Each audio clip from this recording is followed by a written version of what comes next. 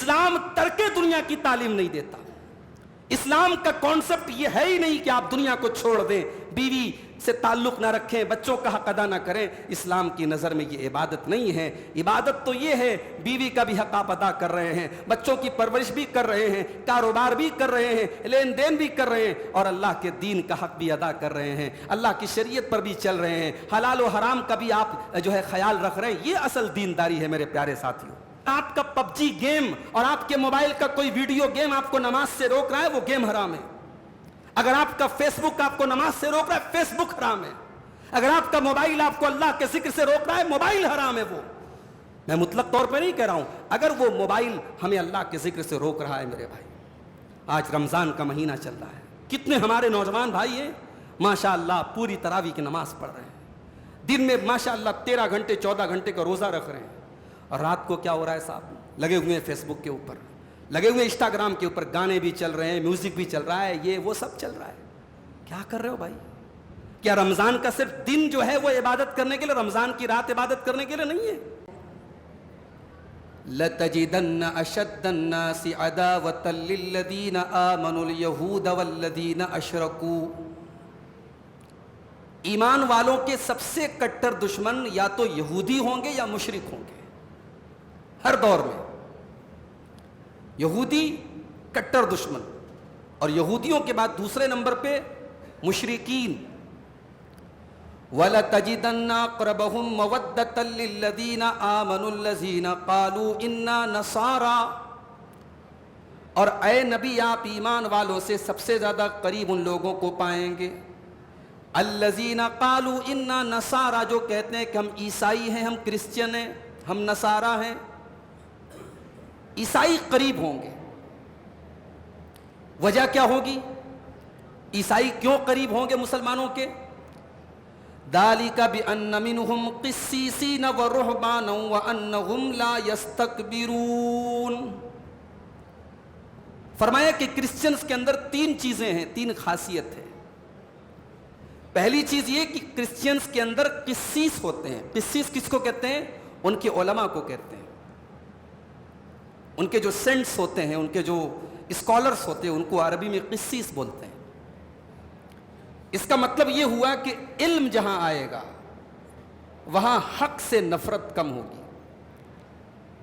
دنیا میں جہاں جہاں حق کے خلاف دشمنی ہے, نفرت ہے, عداوت ہے, اس کی ایک بہت بڑی وجہ جہالت ہے.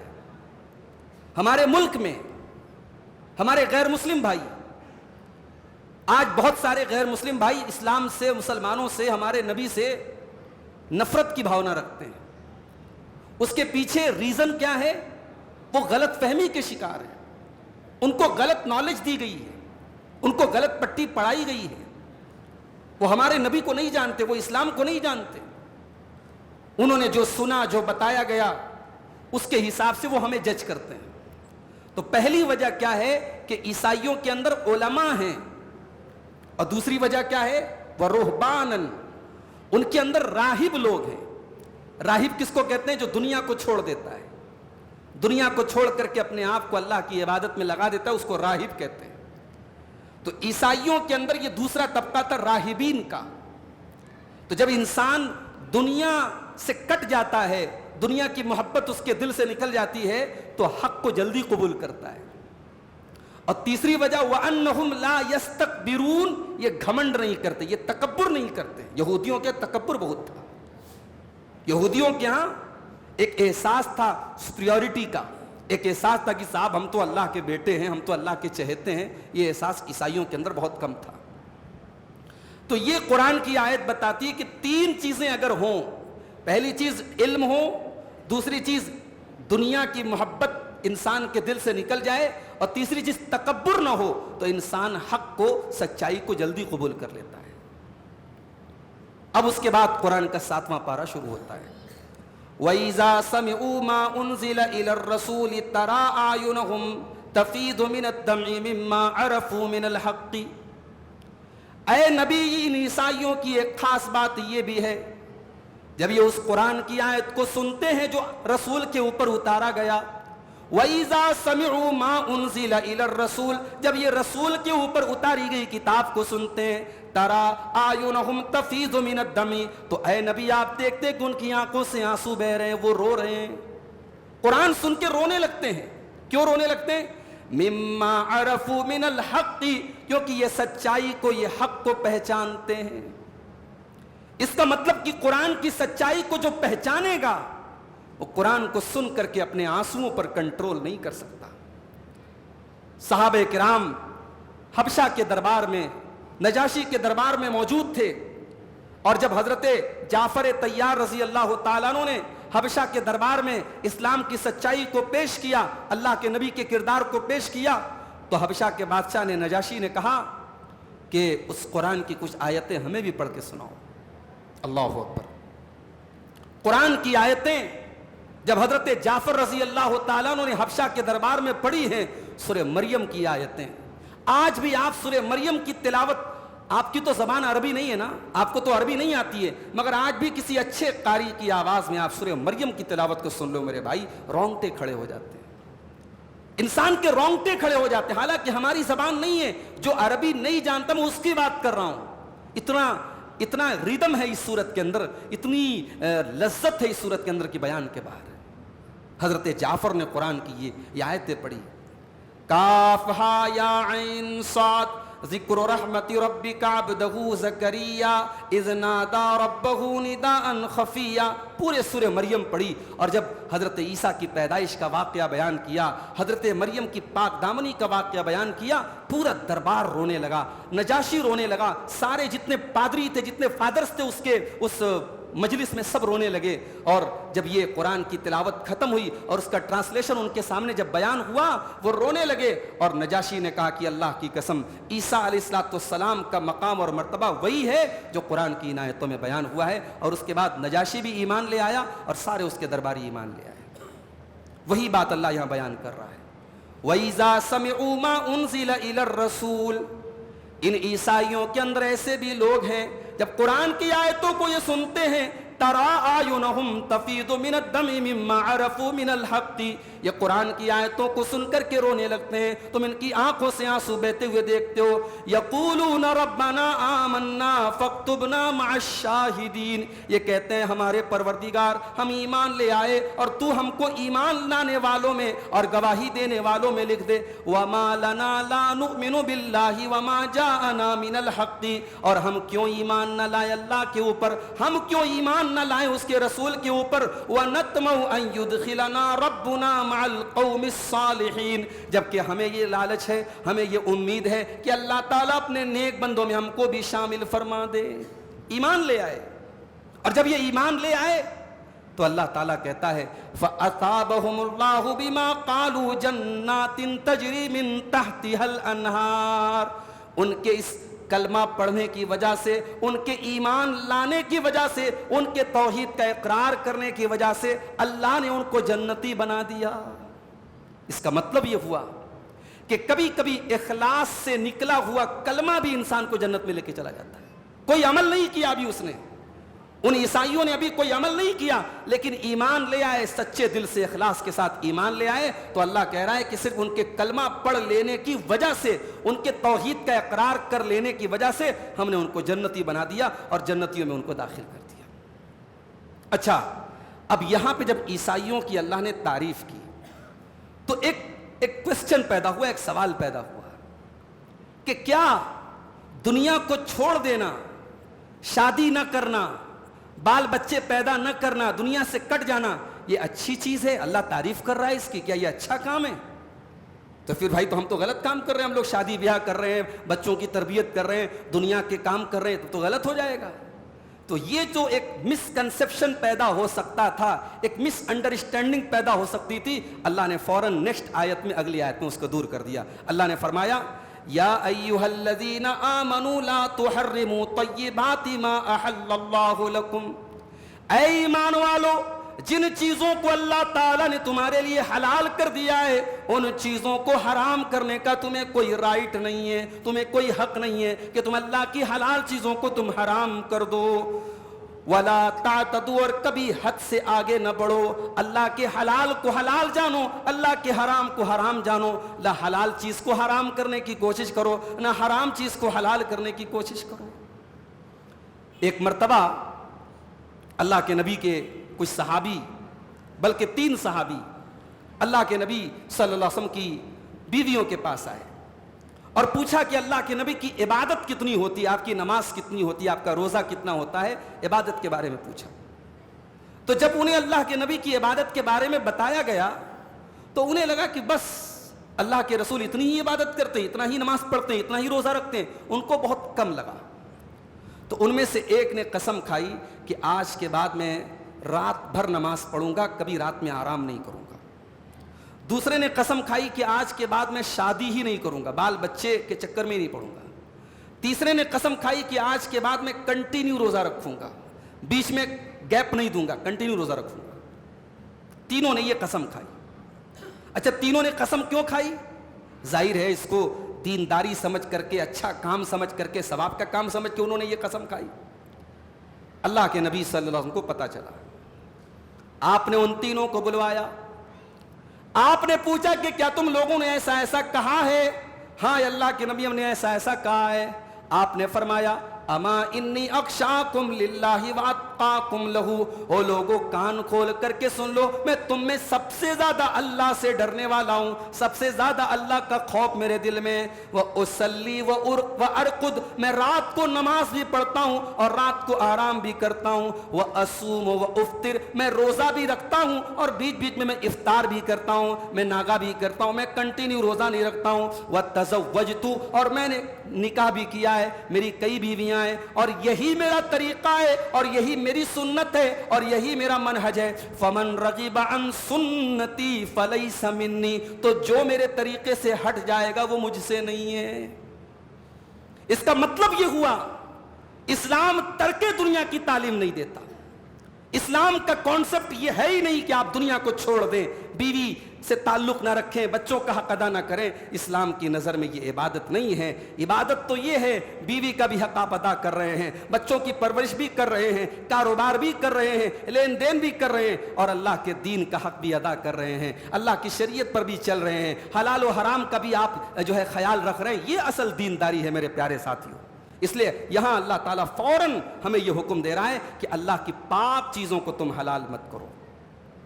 اس کے بعد فرمایا وَكُلُوا مِمَّا رَزَقَكُمُ اللَّهُ حَلَالًا طَيِّبًا، اللہ نے تم کو جو رزق دیا ہے اس میں سے حلال چیزوں کو کھاؤ اور پاکیزہ چیزوں کو کھاؤ۔ اچھا، جب حلال کہہ دیا تو الگ سے پاکیزہ کیوں کہا؟ یہ سمجھ میں آ رہی بات؟ اللہ نے کہا کہ ہم نے جو رزق دیا ہے اس میں سے حلال کھاؤ، بات ختم ہو گئی۔ اس کے بعد طیبن کی کنڈیشن کیوں لگائی کہ پاک چیز کھاؤ؟ بعض چیزیں ایسی ہوتی ہیں انسان ڈاؤٹ میں ہوتا ہے کہ یار یہ پتہ نہیں صحیح ہے کہ نہیں، حلال ہے کہ نہیں۔ حلال تو کلیئر ہے، کچھ چیزیں ڈاؤٹ والی ہوتی ہیں۔ ایک مومن کی ذمہ داری کیا ہے؟ وہ ڈاؤٹ والی چیزوں سے بھی بچتا ہے، جس کے بارے میں ایشورڈ ہو، جس کے بارے میں کنفرم ہو کہ ہاں یہ حلال ہے، یہ پاک ہے، اسی چیز کو کھاتا ہے۔ ڈاؤٹ فل چیز سے بھی مومن بچتا ہے۔ اسی کی طرف یہاں اشارہ کیا جا رہا ہے کہ اے ایمان والو، حلال کھاؤ اور طیب کھاؤ، پاک چیز کھاؤ، ناپاک چیز کے قریب مت جاؤ۔ اللہ تبارک و تعالی حلال چیزوں کو پسند کرتا ہے۔ اسی لیے آگے فرمایا واتقوا اللہ الذی انتم بہ مؤمنون، اس اللہ سے ڈرو جس اللہ کے اوپر تم ایمان رکھتے ہو۔ اس کے بعد قسم کا ذکر کیا گیا۔ انسان قسم کھاتا ہے۔ بعض لوگ کیا ہے، بات بات پہ قسم کھاتے ہیں۔ بعض لوگوں کا تقیہ کلام ہوتا ہے، بات کرنے کا انداز ہوتا ہے، وہ ہر بات پہ کہتے ہیں خدا کی قسم، اللہ کی قسم، قسم سے یار میں یہ بات بول رہا ہوں، بولتے نا، بعض لوگوں کی عادت ہوتی ہے۔ تو اگر قسم کوئی کھا رہا ہے لیکن قسم کا ارادہ نہیں ہے، بغیر ارادے کے، بغیر قصد کے، تقیہ کلام کے طور پہ قسم کھا رہا ہے، تو ایسی قسم پر اللہ تعالیٰ کی پکڑ نہیں ہوگی۔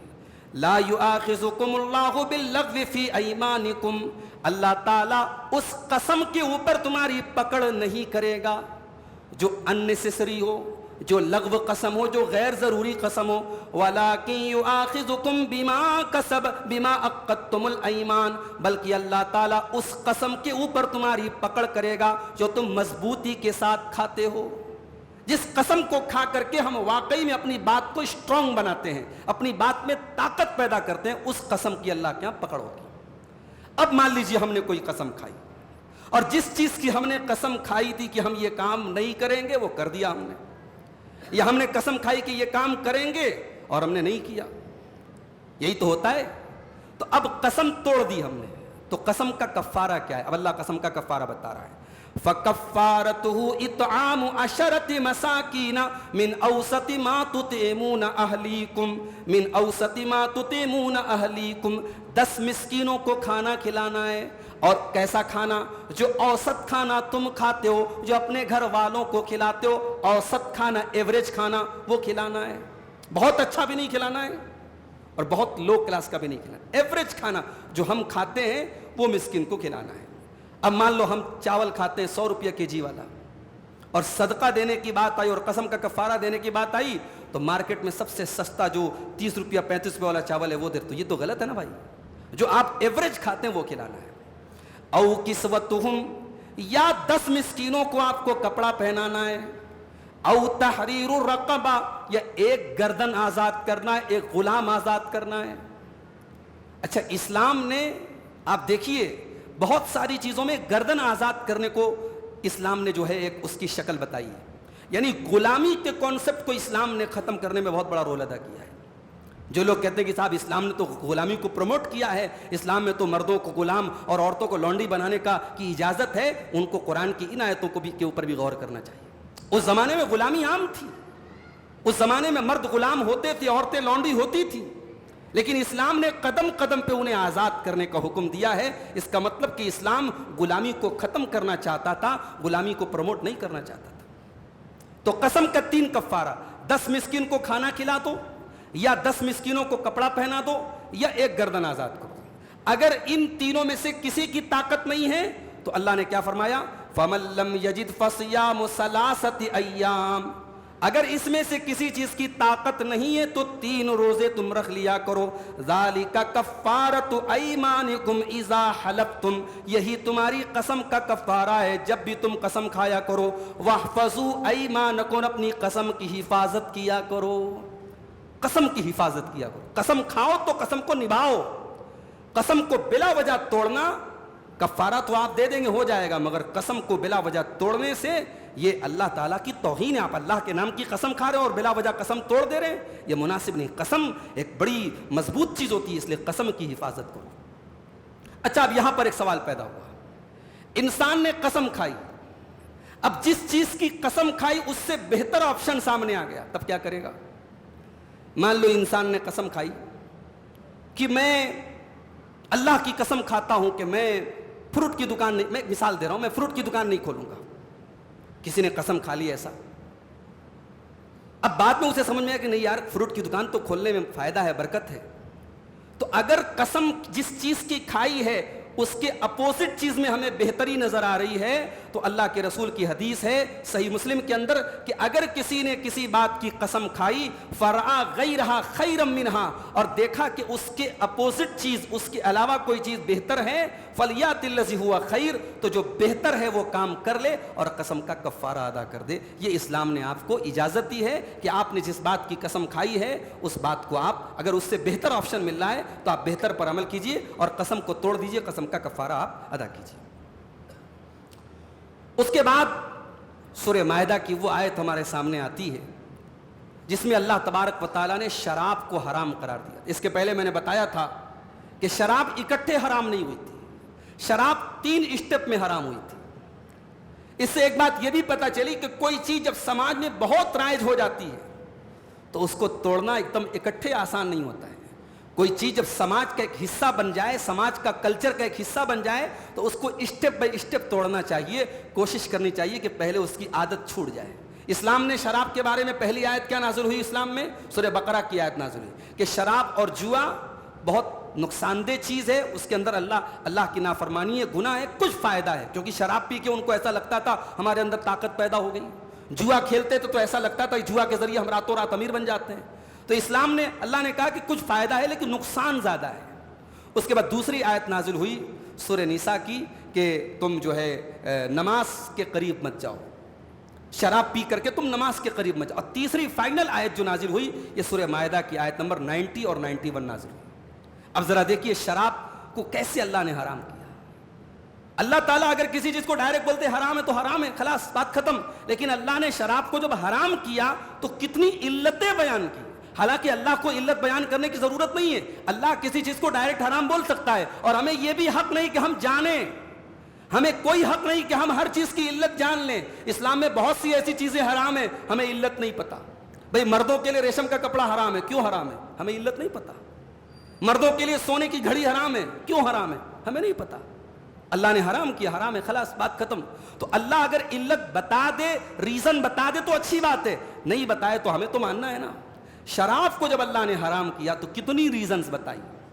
یا ایھا الذین آمنوا انما الخمر والمیسر والانصاب والازلام، 4 چیزوں کا نام لیا اللہ نے. اے ایمان والو، بے شک شراب، جوا، والازلام، اور قسمت کا حال معلوم کرنے کے لیے جو تم تیر چلاتے ہو، والانصاب، اور جن آستانوں کے اوپر، جن بتوں کے اوپر تم غیر اللہ کی عبادت کرتے ہو، یہ تمام کی تمام چیزیں رجسن، گندی چیزیں ہیں، من عمل الشیطان، یہ شیطان کے کام ہیں. فاجتنبوہ، تم ان سے بچو، لعلکم تفلحون، تاکہ تم کامیاب ہو جاؤ. غور کرو میرے بھائیو، اللہ نے ڈائریکٹ شراب کو حرام نہیں کیا، اللہ نے شراب کو 3 خطرناک چیزوں کے ساتھ اس کو شمار کیا، جوا کے ساتھ، اور اسی طریقے سے قسمت کا حال معلوم کرنے والے تیروں کے ساتھ، اور شرک کے اڈوں کے ساتھ اللہ نے شراب کو ملایا اور کہا کہ یہ گندے کام ہیں، یہ شیطان کے کام ہیں، ان سے بچو تاکہ تم کامیاب ہو جاؤ. اس کے بعد فرمایا انما یرید الشیطان ان یوقع بینکم العداوۃ والبغضاء فی الخمر والمیسر ویصدکم عن ذکر اللہ وعن الصلاۃ. اے ایمان والو، شیطان یہی چاہتا ہے تم شراب پینے لگ جاؤ، تم جوا کھیلنے لگ جاؤ. جب تم شراب پینے لگو گے، تم جوا کھیلنے لگو گے، تو شیطان ان دونوں چیزوں کے ذریعے تم کو لڑانے کی کوشش کرے گا، تمہارے دل میں نفرت پیدا کرے گا، تم ایک دوسرے کا مرڈر کرنے لگو گے، ایک دوسرے سے لڑائی کرنے لگو گے. آج دنیا میں زیادہ تر مرڈر شراب کے نشے کی حالت میں ہوتے ہیں، زیادہ تر ریپ شراب کے نشے کی حالت میں ہوتے ہیں.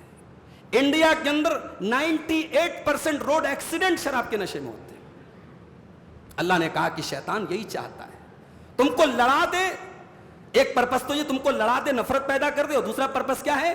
وَيَصُدَّكُمْ عَنْ ذِكْرِ اللَّهِ وَعَنِ الصَّلَاةِ. شیطان تم کو اللہ کے ذکر سے روکنا چاہتا ہے، اور جب اللہ کے ذکر سے روکنا چاہتا ہے تو اللہ کا سب سے بڑا ذکر نماز ہے. شیطان تم کو نماز سے روکنا چاہتا ہے. جب تم شراب پیو گے تو نماز کی پابندی تم کیسے کر پاؤ گے؟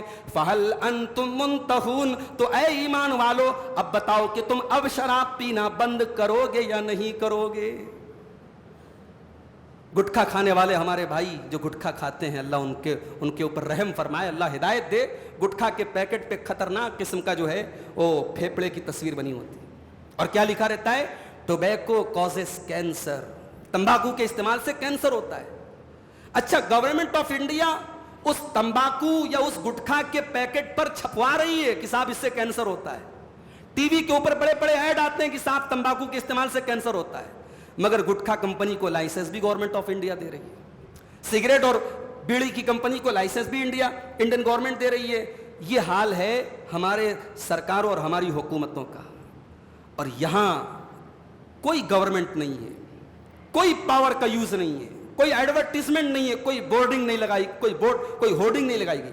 قرآن کی آیت اتری اور اللہ نے اپنے نبی کے صحابہ سے کہا کہ اے میرے نبی کے صحابہ، اے ایمان والو، شراب اتنی گندی چیز ہے، اب تم بتاؤ تم باز آؤ گے کہ نہیں باز آؤ گے؟ یہ جب آیت نازل ہوئی، حضرت انس کہتے ہیں کہ ہم لوگ گھر میں کھانا کھا رہے تھے اور شراب کی بوتل رکھی تھی وہیں پہ دسترخوان کے اوپر. میرے باپ نے کہا، ابو طلحہ ان کے سوتیلے باپ تھے، کہا بیٹا لے جا اس کو، جا کے نالی میں پھینک دے، گلی میں پھینک دے. حضرت انس کہتے ہیں میں جب شراب کی بوتل کو گلی میں لے کے پہنچا، فجرت فی سکک المدینہ، میں نے دیکھا کہ مدینہ کی گلیوں میں شراب پانی کی طرح بہ رہی ہے. اللہ اکبر. ظاہر ہے بھئی قیمت سے خرید کے لائے ہوں گے نا صحابہ، فری میں تو نہیں ملتی تھی.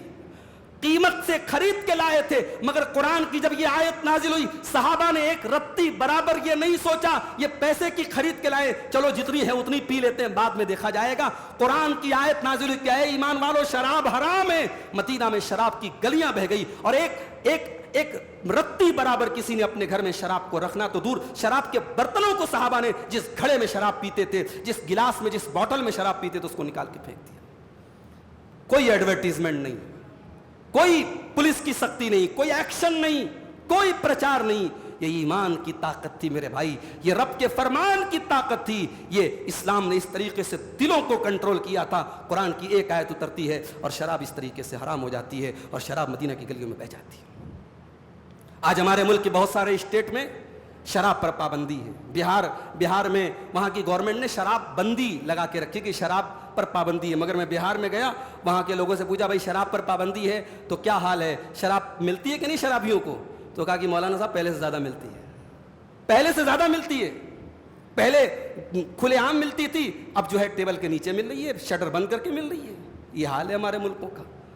تو ہمارے مذہب میں شراب حرام ہے میرے بھائی، اور غور کیجئے نماز اور شراب میں جو تعلق اور ریلیشن ہے، شراب کے بارے میں اللہ نے کہا کہ یہ نماز سے روکتی ہے، اللہ کے ذکر سے روکتی ہے، اور نماز کے بارے میں اللہ نے کیا کہا؟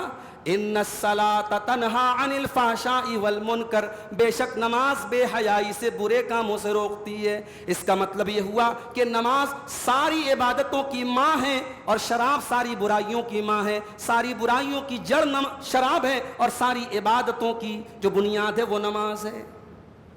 اور ایک نقطہ یہ بھی پتہ چلا کہ شراب کو اللہ حرام کہہ رہا ہے تو کہہ رہا ہے کہ شراب نماز سے روکتی ہے۔ اس کا مطلب اگر آپ کا پب جی گیم اور آپ کے موبائل کا کوئی ویڈیو گیم آپ کو نماز سے روک رہا ہے وہ گیم حرام ہے۔ اگر آپ کا فیس بک آپ کو نماز سے روک رہا ہے فیس بک حرام ہے۔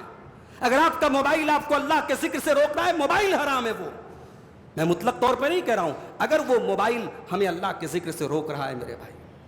آج رمضان کا مہینہ چل رہا ہے، کتنے ہمارے نوجوان بھائی ہیں ماشاءاللہ پوری تراویح کی نماز پڑھ رہے ہیں، دن میں ماشاءاللہ 13 گھنٹے 14 گھنٹے کا روزہ رکھ رہے ہیں، اور رات کو کیا ہو رہا ہے صاحب؟ لگے ہوئے ہیں فیس بک کے اوپر، لگے ہوئے انسٹاگرام کے اوپر، گانے بھی چل رہے ہیں، میوزک بھی چل رہا ہے، یہ وہ سب چل رہا ہے۔ کیا کر رہے ہو بھائی؟ کیا رمضان کا صرف دن جو ہے وہ عبادت کرنے کے لیے، رمضان کی رات عبادت کرنے کے لیے نہیں ہے؟ اور عبادت نہیں کر سکتے کم سے کم آرام سے سو جاؤ بھائی، اس دن کی عبادت پر پانی تو مت پھیرو۔ یہ ہو رہا ہے آج میرے بھائی۔ تو جو چیز ہمیں اللہ کے ذکر سے غافل کر دے وہ چیز ہمارے لیے حرام ہے، قرآن کی سائے سے پتہ چلا۔ آگے بڑھیے، صحابہ کرام کے اوپر احرام کی حالت میں شکار کرنا حرام کر دیا گیا، اور آج بھی احرام کی حالت میں آپ شکار نہیں کر سکتے۔ احرام کی حالت میں کوئی چڑیا نظر آ گئی، کوئی ہرن نظر آ گیا، کوئی بھی حلال جانور نظر آ گیا، آپ احرام کی حالت میں شکار نہیں کر سکتے۔ ہاں سمندری شکار کر سکتے ہیں، مچھلی پکڑ سکتے ہیں، پرانس پکڑ سکتے ہیں آپ، سمندر کے اندر وہ جو ہوتا ہے کیکڑا بھی جائز ہے، وہ بھی آپ وہ سب شکار کر سکتے ہیں، سمندری شکار کر سکتے ہیں، پانی کا، خشکی کا آپ کوئی شکار نہیں کر سکتے۔ اب صحابہ کرام اس دور میں احرام میں نکلتے تھے، ظاہر ہے اس زمانے میں آج کا مکہ تو تھا نہیں، آج کا تو شہر مکہ تھا نہیں، اس زمانے میں جنگل تھے۔ اب صحابہ احرام کی حالت میں جا رہے ہیں، ان کی آنکھوں کے سامنے سے جنگلی جانور گزر رہے ہیں، ہرن گزر رہا ہے، نیل گائے گزر رہی ہے، جنگلی جانور گزر رہے ہیں۔ اب صحابہ مجبور ہیں، وہ احرام کی حالت میں شکار نہیں کر سکتے۔ اب یہ بہت بڑی آزمائش تھی صحابہ کی، کیونکہ شکار کے اوپر ان کی زندگی کا دار و مدار تھا، ان کی زندگی ڈیپینڈ تھی، وہ شکار کر کے کھاتے پیتے تھے۔ اب احرام کی حالت میں اللہ نے منع کر دیا، شکار نہیں کر سکتے۔ اب صحابہ مجبور ہیں، احرام کی حالت میں ان کی آنکھوں کے سامنے سے شکار گزر رہا ہے، وہ کر نہیں سکتے۔ اب یہ جو سچویشن ہے اللہ نے اس کو بیان کیا بڑے پیارے انداز میں۔ اللہ نے فرمایا یا ایھا الذین آمنوا لیبلونکم اللہ بشیء من الصید تنالہ ایدیکم ورماحکم، اے ایمان والو اللہ تعالیٰ تم کو آزما رہا ہے شکار کے ذریعے، ایسا شکار جس کو تم ہاتھ سے بھی پکڑ سکتے ہو اور اپنے نیزے سے بھی اس کا شکار کر سکتے ہو۔ اللہ تعالیٰ اس شکار کے ذریعے تم کو آزما رہا ہے۔ لِيَعْلَمَ اللَّهُ مَن يَخَافُهُ بِالْغَيْبِ، اللہ تعالیٰ یہ دیکھنا چاہتا ہے کہ کون پرائیویسی میں، کون اکیلے میں اللہ سے ڈرتا ہے۔ پبلکلی تو سب ڈرتے ہیں اللہ سے، سب کے سامنے کوئی تھوڑی گناہ کرتا ہے، پبلکلی اللہ سے ڈرنا یہ کمال نہیں، پرائیویٹلی اکیلے میں تنہائی میں اللہ سے ڈرنا یہ کمال ہے۔ اسی لیے میرے بھائیوں، تنہائی میں جب گناہ کرنا آسان ہو، اس تنہائی میں انسان گناہ سے اپنے آپ کو بچا لے، یہ بڑی بات ہے۔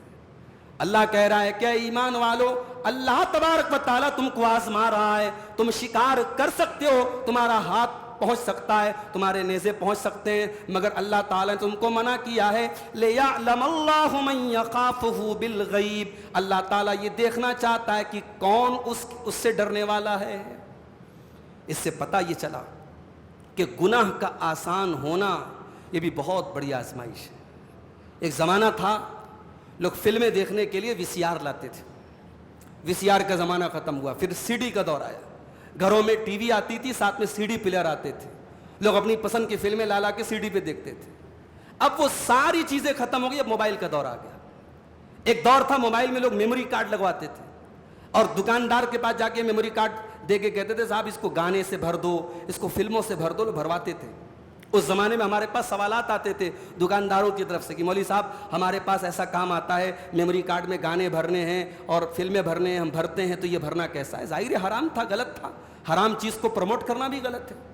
اب وہ دور بھی ختم ہو گیا، اب تو ماشاءاللہ جو نئے نئے موبائل آ رہے ہیں 256 اور جو ہے G B RAM, 256 G B اس کے اندر میموری ہے، تو میموری کی کوئی کمی نہیں، اب پورا موبائل جو ہے چلتا پھرتا پورا تھیٹر بن چکا ہے۔ اب اس دور میں غلط چیزیں اور بے حیائی کی چیزیں آج بہت آسان ہو گیا انسان کے لیے دیکھنا، اور آج وہ دور ہم دیکھ رہے ہیں میرے بھائی کہ 3 سال کے بچے سے لے کر کے 70 سال کا بوڑھا اس موبائل کے غلط استعمال میں ڈوبا ہوا ہے۔ یہ موبائل آج کے دور جیسے صحابہ کے لیے احرام کی حالت میں شکار کرنا بہت بڑی آزمائش تھی، آج یہ اسمارٹ فون بہت بڑی آزمائش ہے، بہت بڑی آزمائش ہے۔ اس اسمارٹ فون کو اگر آپ نے صحیح طریقے سے یوز کر لیا، بہت فائدے کی چیز ہے۔ ابھی رمضان کا مہینہ چل رہا ہے، میں درس دینے کے لیے آیا، میں پریشان تھا تیاری کرنے کے لیے کون کون سی کتابوں کو دیکھوں۔ ابھی ایک ایپ مجھے ملا عربی زبان میں، اردو میں ابھی وہ نہیں آیا ہے، ایک بہت ہی بہترین تفسیر کا ایپ آ گیا، اس کا نام ہے التفسیر المحرر۔ یہ سعودی عرب کی ایک بہت مشہور ویب سائٹ ہے الدرر السنیہ، اس میں علماء کا پورا ایک پینل ہے، انہوں نے اتنی بہترین تفسیر تیار کی ہے، پوری دنیا کی جو تفسیر کی بڑی بڑی کتابیں ہیں ان سے انہوں نے چن کر کے ایک بہترین تفسیر کی کتاب تیار کی ہے، اور اس کا نام ہے التفسیر المحرر۔ محرر مطلب آزاد تفسیر ہے، یہ بالکل آزاد ہے، اس میں ساری تفسیروں کا نچوڑ ہے، اور ہارڈ کاپی میں یہ تفسیر تقریباً 44 والیومز کے اندر کمپلیٹ ہو کر کے سعودی عرب سے چھپ چکی ہے۔ تو وہ بڑی آسانی سے جو ہے 5 منٹ بھی مجھے نہیں لگا، موبائل پر انسٹال کر لیا، اب تفسیر کی تیاری کرنے میں مجھے بہت آسانی ہو گئی۔ تو آپ اگر اچھا یوز کریں بہت اچھی چیزیں ہیں میرے بھائی، اور آپ برا یوز کریں تو صاحب پوری گندگی بھری پڑی اس موبائل کے اندر۔ تو یہ موبائل آج ہمارے لیے گناہوں کو آسان کر دیتا ہے، اور جب گناہ آسان ہو جائیں اور اپنے آپ کو گناہوں سے بچایا جائے، یہ بڑی بات ہے میرے بھائیوں، اس میں اللہ کا ڈر اور اللہ کا تقوی ہے۔ اس کے بعد اللہ نے فرمایا، خانہ کعبہ کا مقام بیان کیا۔ خانہ کعبہ کی حیثیت کیا ہے؟ اللہ نے فرمایا جعل اللہ الکعبۃ البیت الحرام قیاما للناس، اللہ تبارک و تعالیٰ نے خانہ کعبہ کو حرمت والا گھر بنایا ہے۔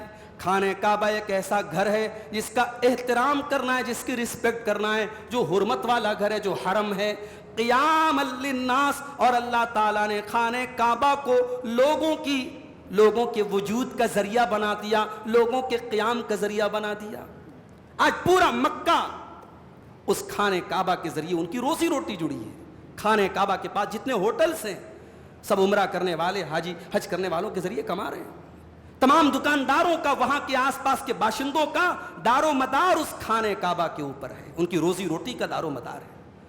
یہ تو دنیا کے حساب سے ہو گیا، دین کے حساب سے سوچو، اسی خانہ کعبہ سے دین ملا، وہی ہمارے نبی پیدا ہوئے، اسلام کا سورج وہیں سے نکلا، تو دین کی بنیادی وہی خانہ کعبہ ہے۔ اور اگر اور ڈیپلی سوچو تو دنیا بھی قائم ہے تبھی تک جب تک خانہ کعبہ قائم ہے۔ ایک وقت آئے گا قیامت کے پہلے جب خانہ کعبہ دنیا سے مٹ جائے گا۔ کون مٹائے گا؟ اللہ کے نبی فرماتے ہیں یخرب الکعبۃ ذو السویقتین من الحبشہ، ایک حبشی آدمی، ایک حبشہ کا آدمی، حبشی آدمی، پتلی پتلی ٹانگوں والا آدمی، قیامت کے پہلے دور آئے گا، خانہ کعبہ کی ایک ایک اینٹ کو توڑ دے گا، برابر کر دے گا خانہ کعبہ۔ یہ بالکل عین قیامت کے پہلے وہ دور آئے گا۔ تو قرآن کریم کہہ رہا ہے کہ ہم نے اس خانہ کعبہ کو، اللہ کہہ رہا ہے کہ ہم نے اس خانہ کعبہ کو قیام للناس، اسے لوگوں کے قیام کا ذریعہ بنایا ہے۔ جب تک یہ خانہ کعبہ قائم ہے، انسانیت قائم ہے، دنیا قائم ہے۔ جب خانہ کعبہ ختم ہو جائے گا، سمجھو دنیا ختم ہو جائے گی۔ اس کے بعد اللہ تعالیٰ نے ایک اصول بیان کیا۔ کبھی کبھی ہم لوگ کیا کہتے ہیں کہ صاحب اگر یہ چیز غلط ہے تو زیادہ تر لوگ ایسا کیوں کر رہے ہیں؟ اگر سود کھانا غلط ہے، سب تو کھا رہے ہیں۔ اگر شراب پینا غلط ہے، اتنے لوگ شراب پی رہے ہیں۔ اگر زناکاری اور بدکاری غلط ہے، یہ تو فیشن بنتا چلا جا رہا ہے۔ تو برائی کا عام ہو جانا، برائی کا کامن ہو جانا، یہ زیادہ تر لوگوں کا کسی کام کو کرنا، یہ اس کے صحیح ہونے کی دلیل نہیں ہے۔ اللہ تعالیٰ نے اپنے نبی سے فرمایا قُل لَا يَسْتَوِي الْخَبِيثُ وَالطَّيِّبُ، اے نبی آپ فرما دیجئے کہ گندی چیز اور پاک چیز کبھی برابر نہیں ہو سکتی ہے۔ وَلَوْ أَعْجَبَكَ كَثْرَةُ الْخَبِيثِ، اگرچہ گندی چیز کی کثرت تمہیں دھوکے میں ڈال دے، گندی چیز زیادہ ہے، میجورٹی میں ہے، تب بھی گندی چیز گندی ہی رہے گی اور پاک چیز پاک رہے گی۔ خبیث کی کثرت اس بات کی دلیل نہیں ہے کہ خبیث صحیح ہو جائے گا۔ اللہ طیب ہے، اللہ پاک ہے اور اس کو پاک چیزیں پسند ہیں۔ اگر خبیث کا استعمال زیادہ ہو رہا ہے تو خبیث چیز صحیح نہیں ہو جائے گی۔ یہ بہت بڑا اصول اللہ نے بتایا کہ جو چیز صحیح ہے وہ صحیح رہے گی، کسی چیز کا زیادہ استعمال ہونا اس بات کی دلیل نہیں ہے کہ وہ صحیح ہو جائے گی۔ اس کے بعد اللہ تعالیٰ نے زیادہ سوال کرنے سے منع کیا۔ بعض لوگ سوال کم کرتے ہیں، بال کی کھال زیادہ نکالتے ہیں۔ امام ابو حنیفہ کے ایک استاذ تھے امام ابراہیم نخعی، ان سے کسی نے پوچھا کہ ابلیس کی بیوی کا نام کیا تھا؟ انہوں نے کہا میں ابلیس کے نکاح میں نہیں گیا تھا، ابلیس کی شادی میں گیا نہیں تھا۔ بعض لوگ اس طریقے کے سوالات آج بھی کرتے ہیں۔ سوال کا مقصد ہوتا ہے دین کا علم حاصل کرنا۔ اگر سوال کا مقصد بال کی کھال نکالنا ہے، سوال کا مقصد علماء کے درمیان کمپیریزن کرنا ہے کہ صاحب عبد الغفار صاحب کیا جواب دیتے، پچھلی بار جو عالم آئے تھے انہوں نے کیا جواب دیا، ذرا دونوں کے جواب کو کمپیئر کریں، اگر یہ مقصد ہے تو بھائی صاحب آپ کا سوال نہ کرنا زیادہ بہتر ہے۔ اللہ کے نبی کے دور میں بعض صحابہ نے ایسا سوال کر لیا جو سوال مناسب نہیں تھا، اور وہ سوال بھی ایسے دور میں ہو رہا ہے جب قرآن اتر رہا ہے، اور قرآن جب اتر رہا ہے تو ایک ایک بات پانی دودھ اور پانی کی طرح کلیئر ہو جائے گی۔ ایک صحابی نے کھڑے ہو کے پوچھ دیا اللہ کے نبی میرا باپ کون ہے؟ من ابی، میرا باپ کون ہے؟ تو اللہ تعالیٰ نے قرآن کی آیت نازل کی، یا ایھا الذین آمنوا لا تسألوا عن اشیاء ان تبد لکم تسؤکم، اے ایمان والو ایسی چیزوں کے بارے میں تم سوال نہ کرو کہ اگر کھول دیا گیا تو تم کو برا لگ جائے گا۔ وَإِن تَسَأَلُوا عَنْهَا حِينَ يُنَزَّلُ الْقُرْآنُ، اور اے ایمان والو اگر قرآن کے اترنے کے ٹائم، قرآن اترتے وقت اگر تم نے ان سوالوں کو پوچھ لیا تبد لکم، تو ان کا جواب دے دیا جائے گا اور تم شرمندگی میں پڑ جاؤ گے۔ عفا اللہ عنہا، جن سوالوں کا جواب اللہ نے نہیں دیا ہے، عفا اللہ عنہا، اللہ نے ان کو معاف کر دیا ہے۔ کیا مطلب؟ اگر شریعت میں کسی چیز کے بارے میں قرآن خاموش ہے، حدیث خاموش ہے، شریعت خاموش ہے، تو اس کا مطلب کہ وہ چیز ہمارے لیے جائز ہے۔ مثال کے طور پہ بہت ساری آج کے دور میں کھانے پینے کی چیزیں جو ظاہر نبی کے دور میں نہیں تھی۔ بھائی پیزا کہاں تھا نبی کے دور میں؟ برگر کہاں تھا نبی کے دور میں؟ یہ تمام جو لیٹسٹ ہمارے فاسٹ فوڈ آئٹم آ رہے ہیں یہ کہاں تھے نبی کے دور میں؟ ہم کھا رہے ہیں۔ تو اب یہ پوچھنے کی ضرورت ہے مولوی صاحب پیزا کھانا کیسا ہے، مولوی صاحب برگر کھانا کیسا ہے، مولوی صاحب شورما کھانا کیسا ہے؟ بھائی حلال ہے، پاک ہے۔ جس چیز کے بارے میں قرآن و سنت خاموش ہے وہ پاک ہے۔ مگر اب یہاں ایک غلط فہمی دور کر لیجئے۔ ہمارے بدعتی بھائی جو ہوتے ہیں بہت ساری بدعتوں کے بارے میں کہتے ہیں صاحب منع کہاں ہے؟ 11ویں شریف منا رہے، پوچھو بھائی کیوں مناتے؟ بولے منع کہاں ہے۔ شب برات کے حلوے دھوم دھام سے کھا رہے ہیں، پوچھو بھائی کیوں منا رہے ہو؟ بولتے منع کہاں ہے۔ محرم پہ تعزیے نکال لے، بولو کیوں نکالتے ہو؟ بولے منع کہاں ہے۔ تو یہ بات یاد رکھو کہ جب معاملہ دین کا آئے گا، جب معاملہ عبادت کا آئے گا، تب سوال یہ نہیں کیا جائے گا کہ منع کہاں ہے، تب سوال یہ کیا جائے گا ثابت کہاں ہے۔ تب یہ پوچھا جائے گا اس کو مینشن کہاں کیا گیا ہے، اس کا ذکر کہاں ہے۔ اور جب مسئلہ کھانے کا آئے گا، جب مسئلہ پینے کا آئے گا، جب مسئلہ پہننے کا آئے گا، تب یہ پوچھا جائے گا منع کہاں ہے۔ کوئی بھی کپڑا آپ پہن سکتے ہیں، شریعت کی ٹرم اینڈ کنڈیشن اس میں پوری ہونی چاہیے۔ مرد کا کپڑا ہے ٹخنے کے اوپر ہونا چاہیے, پینٹ پہنو اور جو ہے یہ لوور پہنو, پائجامہ پہنو, لنگی پہنو, کچھ بھی پہنو بھائی, جائز ہے. ہاں کوئی ایسا کپڑا نہ ہو جو عورتوں سے مشابہت رکھتا ہو. عورت کے لیے ایک حساب اس کا پورا بدن کورڈ ہونا چاہیے, اس کے جو ہے پورا بدن اس کا ڈھکا ہونا چاہیے, کپڑا ٹائٹ نہیں ہونا چاہیے, کپڑا ٹرانسپیرنٹ نہیں ہونا چاہیے. کوئی بھی کپڑا پہنے, ایسا کپڑا نہیں ہونا چاہیے جو مردوں والا کپڑا ہو, مردوں سے میچ کرتا ہو. عورت کا کپڑا الگ ہوتا ہے ہر سماج میں, ہر کلچر میں. تو کھانے پینے اور پہننے کی جہاں بات آئے گی وہاں سوال یہ کیا جائے گا کہ منع کہاں ہے. اس کے بعد ایک بہت بڑی نصیحت کی اللہ تبارک و تعالیٰ نے کہ جب آپ ایسا دور دیکھیے جب برائی ہر طرف پھیل رہی ہے تو اس دور میں آپ کیا کریں گے. برائی ہر طرف ہو رہی ہے تو اس دور میں آپ کیا کریں گے؟ آپ اپنی فکر کریں گے. یا ایھا الذین آمنوا علیکم انفسکم لا یضرکم من ضل اذا اہتدیتم. اے ایمان والو اپنی فکر کرو, جو گمراہ لوگ ہیں ان کی گمراہی کا تمہیں کوئی نقصان نہیں پہنچے گا.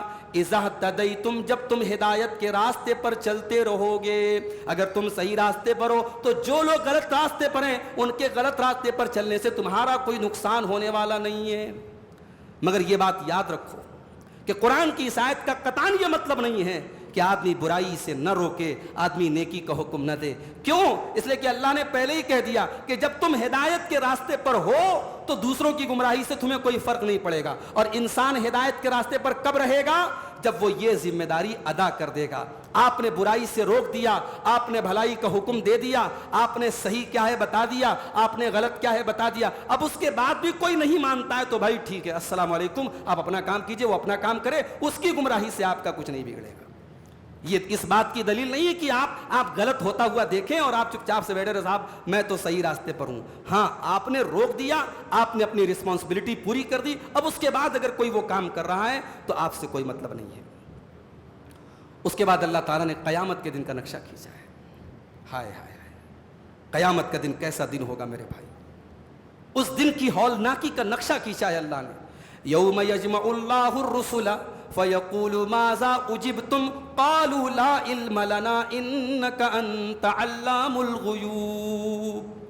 قیامت کے دن اللہ تعالیٰ سارے رسولوں کو اکٹھا کرے گا, سارے نبیوں کو اللہ تعالیٰ اکٹھا کرے گا اور سارے نبیوں سے سوال کرے گا ماذا اجبتم, اے میرے نبیوں تمہاری قوم نے تم کو کیا جواب دیا؟ قالوا لا علم لنا, کہیں گے اے اللہ ہم کو کچھ بھی نہیں پتا. کیا یہ سچ ہے کہ حضرت نوح علیہ السلام کو نہیں پتا ان کی قوم نے ان کی بات مانی کہ نہیں مانی؟ کیا شعیب علیہ السلام کو نہیں پتا؟ کیا یونس علیہ السلام کو نہیں پتا؟ کیا موسیٰ علیہ السلام کو نہیں پتا؟ سارے نبیوں کو پتا ہے.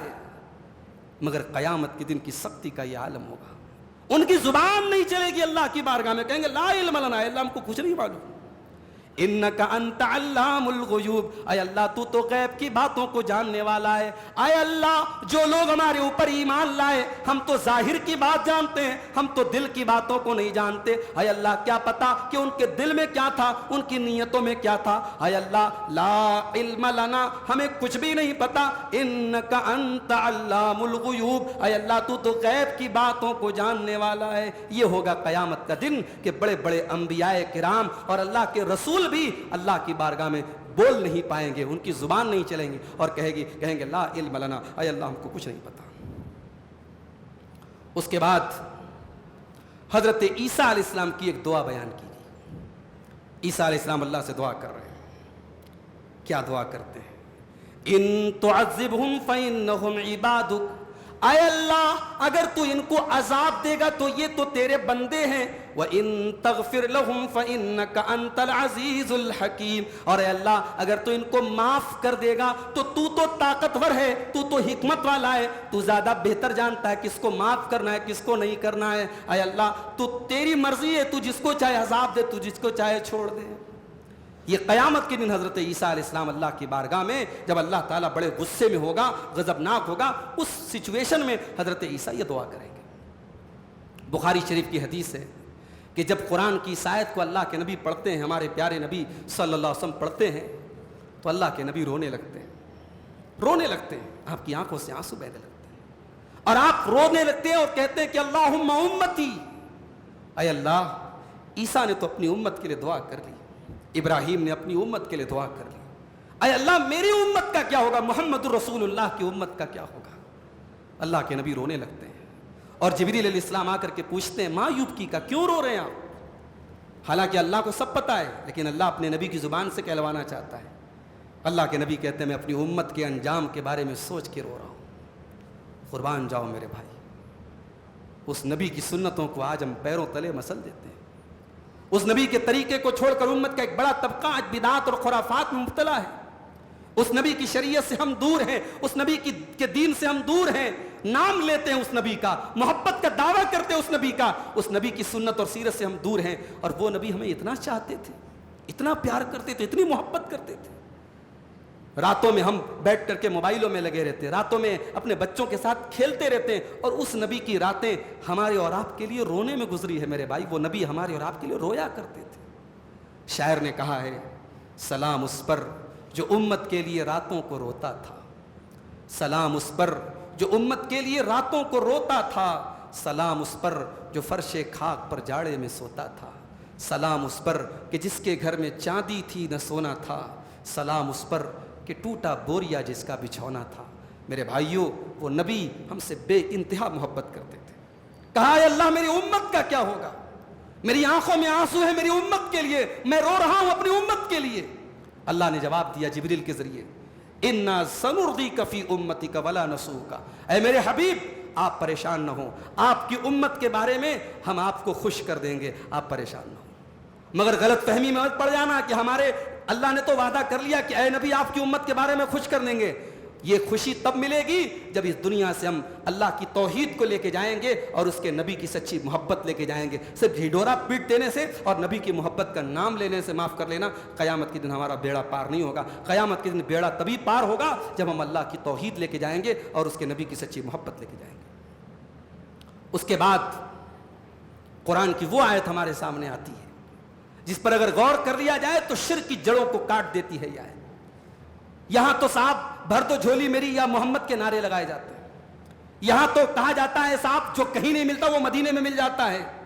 یہاں تو کہا جاتا ہے کہ حاجیوں کعبہ تو دیکھ آئے, اب آ جاؤ کعبے کا کعبہ دیکھ لو. گویا کہ کعبے کو بھی ڈیگریڈ کیا جاتا ہے. اللہ کے رسول کا مقام بیان کرتے ہوئے اللہ کو نعوذ باللہ ڈیگریڈ کیا جاتا ہے. قرآن کی اس آیت کو سمجھ لو میرے بھائی تو عقیدہ صحیح ہو جائے گا. شرک کی جڑوں کو کاٹ دیتی ہے قرآن کی آیت. اللہ نے فرمایا وَإِن يَمْسَسْكَ اللَّهُ بِضُرٍّ فَلَا كَاشِفَ لَهُ إِلَّا هُوَ, اے نبی اگر اللہ تعالیٰ آپ کو کوئی تکلیف پہنچانا چاہے تو کائنات میں کوئی اس کو دور کرنے والا نہیں اللہ کے سوا. اللہ کے سوا اس تکلیف کو کوئی دور نہیں کر سکتا. وَإِن يَمْسَسْكَ بِخَيْرٍ فَهُوَ عَلَى كُلِّ شَيْءٍ قَدِيرٌ, اور اے میرے نبی اگر اللہ تعالیٰ آپ کو کوئی بھلائی پہنچانا چاہے تو اللہ تو ہر شے پر قادر ہے. اللہ کو کون روکنے والا ہے, اللہ کو کون ٹوکنے والا ہے. اللہ ہی خیر پہنچاتا ہے اور اللہ تبارک و تعالیٰ کے ہاتھ میں ہی نفع اور نقصان ہے. قرآن کی آیت کے ہونے کے باوجود اگر کوئی نبی کے بارے میں یہ عقیدہ رکھتا ہے, کسی ولی کے بارے میں یہ عقیدہ رکھتا ہے کہ وہ نفع اور نقصان کا مالک ہے میرے بھائی, تو قرآن کی آیت کے ساتھ وہ کھلواڑ کر رہا ہے اور قرآن کی آیت کو وہ نہیں مانتا ہے. اب آئیے آخری آیت ہم سنا کر کے آپ کے سامنے بات ختم کرتے ہیں. اللہ کے علم کا اندازہ ذرا قرآن کی آیت سے لگائیے. وَعِندَهُ مَفَاتِحُ الْغَيْبِ لَا يَعْلَمُهَا إِلَّا هُوَ, اللہ ہی کے پاس غیب کی کنجیاں اور غیب کی چابیاں ہیں اور اللہ تبارک و تعالیٰ ہی غیب کی تمام باتوں کو جانتا ہے. وَيَعْلَمُ مَا فِي الْبَرِّ وَالْبَحْرِ, اور زمین کے اوپر کیا ہو رہا ہے اور پانی کے اندر کیا ہو رہا ہے اللہ کو سب پتہ ہے. وَمَا تَسْقُطُ مِن وَرَقَةٍ إِلَّا يَعْلَمُهَا, اور کائنات میں اگر کوئی ایک پتا بھی گرتا ہے تو اللہ کو اس پتے کے بارے میں بھی معلوم ہے. وَلَا حَبَّةٍ فِي ظُلُمَاتِ الْأَرْضِ, اور زمین کی تاریکیوں کے اندر کوئی اناج کا دانہ بھی اگر موجود ہوتا ہے. وَلَا رَطْبٍ وَلَا يَابِسٍ, اور کوئی سوکھی چیز ہے اور کوئی گیلی چیز ہے. إِلَّا فِي كِتَابٍ مُبِينٍ, وہ اللہ تعالیٰ کی کتاب مبین کے اندر اس کا بھی ذکر موجود ہے.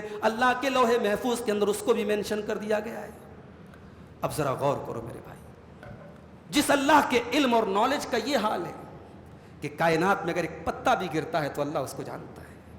جب دنیا کے کسی کونے میں اللہ کا کوئی بندہ رات کے سناٹے میں اللہ کی بارگاہ میں آنسو بہاتا ہے تو جو اللہ کائنات میں گرنے والے پتوں کو جانتا ہے اس بندے مومن کی آنکھوں سے گرنے والے آنسوؤں کو اللہ نہیں جانے گا؟ جو اللہ کائنات کے ایک پتے کے گرنے سے واقف ہے، وہ ایک ایمان والے کے آنکھوں سے گرنے والے آنسوؤں کو بھی جانتا ہے میرے بھائی۔ اس لیے لگانا ہے تو اس اللہ سے لو لگاؤ، آنسو بہانا ہے تو اس اللہ کی بارگاہ میں بہاؤ۔